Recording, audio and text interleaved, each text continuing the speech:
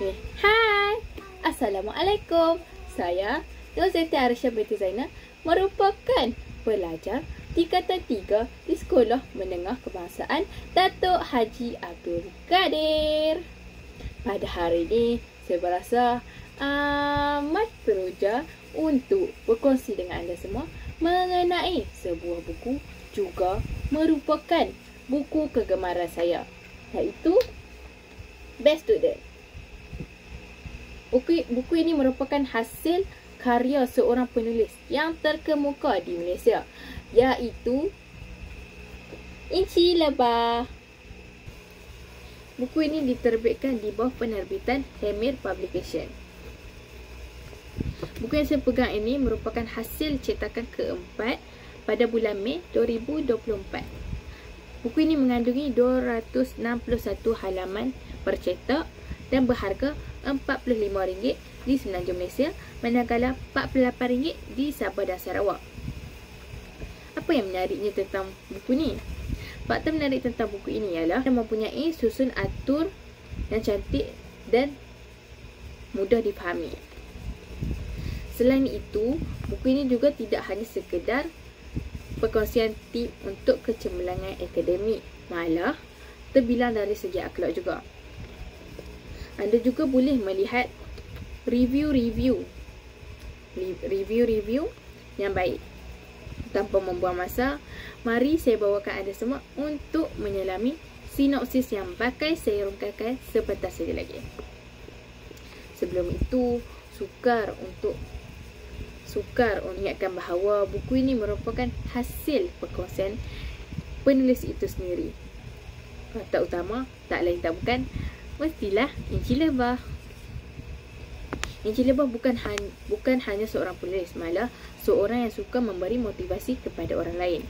Kata Inci Lebah, buku yang dihasilkan ini sedikit sebanyak dapat membantu serta menjawab setiap persoalan mereka yang akan menghadapi peperiksaan ataupun rintangan. Inci Lebah turut menzahirkan harapan agar karyanya dapat terus memberi motivasi kepada setiap pembacanya, sama ada pelajar mahupun ibu bapa.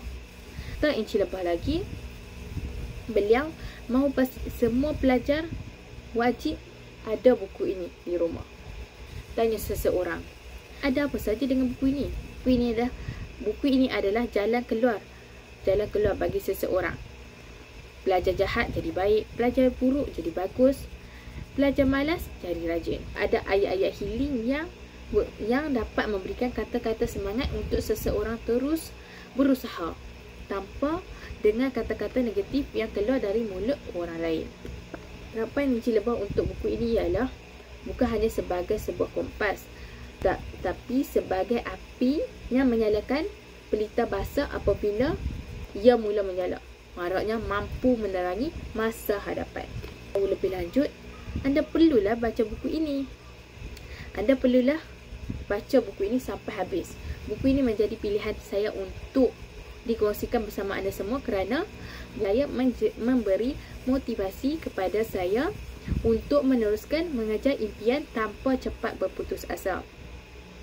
Hal ini dikatakan demikian kerana ini telah berjaya memberi inspirasi buat insan seperti saya yang lahir dari keluarga yang sederhana, namun mempunyai impian yang besar untuk melanjutkan pelajaran ke luar negara pada suatu hari nanti, insya-Allah.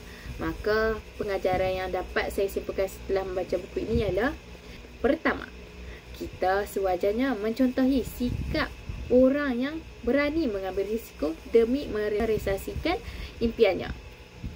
Kedua, kita hendaklah letak kepercayaan yang tinggi kepada Allah Subhanahu Wa Taala, kerana pada akhirnya Allah lah tempat sebaik-baiknya kita memohon. Akhir kata, buku ini amat sesuai bagi sesiapa sahaja yang mencari motivasi untuk terus melanjutkan pelajaran dan teruskan perjuangan menuntut ilmu, terutamanya buat pelajar tingkatan 5 yang bakal menduduki SPM tidak lama lagi. Buku ini juga banyak kata-kata yang bersandarkan tentang agama Islam yang dapat kita menjadikan amalan dan dalam kehidupan harian. Selamat membaca. Sekian dari saya.